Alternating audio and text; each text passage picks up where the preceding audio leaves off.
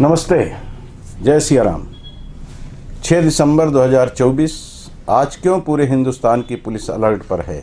किशोरवय या यूं कहें कि सन 2000 के बाद भारत भूमि पर जन्म लेने वाले बच्चों के मन में प्रश्न जरूर कौंधा होगा।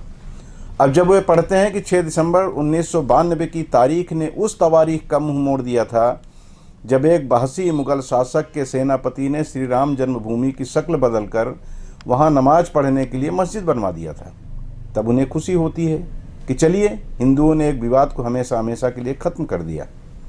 नई पीढ़ी को हो सकता है ताज्जुब होता हो कि एक छोटी सी जगह के लिए सदियों तक खून बहता रहा, परंतु उन्हें बाद में जब पता चलता होगा कि 6 दिसंबर 1992 को जब अयोध्या में विवादित ढांचे को जमींदोज किया जा रहा था, तो उस समय जो लोग अयोध्या में थे उनका जोश देखते ही बनता था। यह जोश सिर्फ अयोध्या तक ही सीमित नहीं था, बल्कि भारत ही नहीं वरन पूरी दुनिया में जहाँ भी हिंदू निवास करते हैं हर जगह जोश ही जोश दिखाई दे रहा था। लोग टेलीविज़न से मानो चिपक गए हों। तब इन युवकों को उस दिन का महत्व समझ में आता होगा। 1992 में आज जैसे खबरिया चैनलों की बाढ़ नहीं थी। दिल्ली दूरदर्शन और BBC न्यूज़ चैनल ही हमें खबरें दिया करते थे। DD न्यूज़ तो भारत सरकार के नियंत्रण में थी, तो बहुत कम खबर मिल पा रही थी। लेकिन BBC की जो खबरें प्रसारित हो रही थी या उसे दिखाया जा रहा था, उसे देखने के लिए करोड़ों आंखें टीवी पर गड़ी नजर आ रही थी। मैं भी उस वक्त कोरबा से प्रकाशित प्रथम सांध्य दैनिक सांध्य समीक्षक समाचार को अपनी सेवाएं दे रहा था। अखबार के संपादक श्री जयप्रकाश टमकोरिया जी के पिता स्वर्गीय श्री राम कुमार टमकोरिया जी और कई अन्य लोग एकत्रित हो गए थे, और जैसे ही उन्हें विवादित ढांचा टूटने के मामले में कोई अपडेट मिलता, सब खुशी से जय श्री राम बोल उठते थे। उस कालखंड में कोरबा में कुछ लोगों के यहाँ केबल के जरिए पारस जैन अपनी सेवाएं दे रहे थे। पावर हाउस रोड कोरबा स्थित एक होटल में लगी टीवी और उसमें BBC के जरिए समाचार के प्रसारण को देखने के लिए बारंबार मैं भी वहाँ जाता था। जो कुछ देखता सुनता था उसे तत्काल वापस लौटकर श्री राम कुमार टमकोरिया जी और अन्य लोगों को बताता। तब उन लोगों के चेहरे की चमक और बढ़ जाती। वे जय श्री राम के नारे लगाते अपने खुशी का इजहार करने लगते थे। उनके उस खुशी के पैमाने का एहसास आज की तारीख में हम नहीं कर सकते। उसके लिए हमें अल्फाज नहीं मिलते, लफ्ज़ नहीं मिलते। 6 दिसंबर 1992 को अयोध्या में जो कुछ हुआ और कोरबा में जो कुछ उस वक्त चल रहा था, उसका साक्षी होने के नाते मैं उस दिन को कभी विस्मृत नहीं कर पाऊंगा। बीजेपी और हिंदू संगठनों से जुड़े लोग एक दूसरे को बधाई देते हुए ऐसे प्रसन्नचित्त नजर आ रहे थे मानो उनके जीवन में ऐसा आह्लादकारी दिन पुनः नहीं आएगा। जैसे लगता था कि उनकी कई जन्मों की क्षुधा आज शांत हो गई हो, उनके वो अरमान आज पूरे हो गए हों जिसकी आस लिए उनकी न जाने कितनी पीढ़ियां मर खप गईं। एक दूसरे को मिष्ठान खिलाते, गले मिलते उन चेहरों में से कई चेहरे आज हमारे बीच नहीं हैं।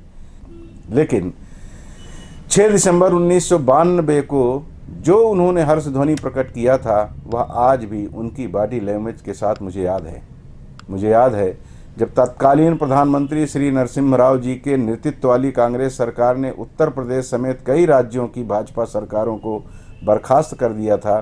तब स्वर्गीय राम कुमार टमकोरिया जी ने कहा था कि कोई बात नहीं, भगवान राम के लिए भाजपा की यह कुर्बानी कोई मायने नहीं रखती। भाजपा फिर सरकार में आए ना आए, भगवान राम की जन्मभूमि पर खड़ा विवादित ढांचा जो हमें मुंह चिढ़ाता था, जो राम भक्तों को लज्जित किया करता था, जो हमें बार बार मुगल काल की याद दिलाता था, जो जन्मभूमि को मुक्त कराने के लिए न जाने कितने राम भक्तों के बलिदान का कारण बना था, वह ढांचा राम भक्तों ने ढहा कर पूर्व, वर्तमान और भविष्य के राम भक्तों को जो तोहफा दिया है वह अमूल्य है। यह पल अविस्मरणीय है। जब तक सरयू नदी में जल बहता रहेगा, लोग राम भक्तों के बलिदान और उनके शौर्य को नमन करते रहेंगे। खैर, 32 वर्ष पूर्व अयोध्या में विवादित ढांचे को ढहाने की तिथि पर पूरे देश में पुलिस प्रशासन अलर्ट पर है, क्योंकि आज जुम्मा यानी शुक्रवार भी है। मुस्लिम बिरादरी के लोगों के लिए यह दिन इस्लाम के हिसाब से बड़ा पवित्र माना जाता है। जुम्मे की नमाज पढ़ना प्रत्येक मुसलमान का फ़र्ज है। बड़ी तादाद में लोग मस्जिद में एकत्रित होकर नमाज अदा किया करते हैं। आज भी ऐसा ही हुआ। कहीं कानून व्यवस्था न बिगड़े इसलिए पुलिस प्रशासन भी सतर्क रहा। अयोध्या में तो ATS के कमांडो तैयार हैं। मथुरा के शाही मस्जिद में भी सुरक्षा बढ़ा दी गई है। ड्रोन कैमरे से पूरे इलाके पर नज़र रखी जा रही है। मथुरा में कृष्ण जन्मभूमि के गर्भगृह में घुसकर एक महिला ने पूजा करने का प्रयास किया, उन्हें रोक दिया गया, लेकिन इस घटना से पुलिस प्रशासन और सतर्क हो गया। वाराणसी के मुस्लिम बहुल इलाके दाल मंडी में दुकानें बंद रहीं। यूपी कॉलेज के बाहर छात्रों ने जय श्री राम के नारे लगाए। संभल में 30 मजिस्ट्रेट के साथ पीएसी और आरएएफ के जवानों को तैनात कर दिया गया। इसके अलावा भी भारत की सभी बड़ी मस्जिदों के आसपास खाकी वर्दी वालों की संख्या बढ़ा दी गई। इतनी सतर्कता इसलिए बरती जा रही है ताकि कोई असामाजिक तत्व अथवा राष्ट्र विरोधी हमारे भाईचारे को खत्म करने के लिए अपना पसंदीदा खेल न खेल जाए। बहरहाल, हिंदू मुस्लिम का खेल खेलने वाले नेता या असामाजिक तत्व मुझे नहीं लगता कि अब सफल होंगे। सदियों पहले जो खेल कुछ सनकी बादशाहों ने खेला था, उससे आज की पीढ़ी इत्तेफाक नहीं रखती। हाँ, कुछ लोग हैं जो आज भी अपने आप को उन सनकी बादशाहों की औलाद मानकर गर्वोक्ति करते हैं, लेकिन उनकी आवाज़ नक्कार खाने में तूती की आवाज़ साबित होती है। कुछ चमचे हैं उस पर अमल करने की बात करते हैं, लेकिन उनको वैसा समर्थन नहीं मिलता जिसकी उन्हें तवक्को रहती है, क्योंकि वह भी जानते हैं कि अब वक्त है ऐसी तालीम और तरबियत हासिल करके उस पर अमल करने का जिससे पूरी कायनात का भला हो। हम सभी अच्छी तरह से समझ चुके हैं कि हमारी आपसी द्वंद्व का लाभ हमारे मुल्क के दुश्मनों को मिलता है। हमारे हिस्से आती है सिर्फ तबाही, बर्बादी, जिल्लत और बच्चों के मुस्तकबिल के लिए तमाम मुश्किलात। इसलिए ज़रूरी है कि 7 संदूकों में भरकर दफन कर दो नफ़रतें। आज इंसान को मोहब्बत की ज़रूरत है बहुत।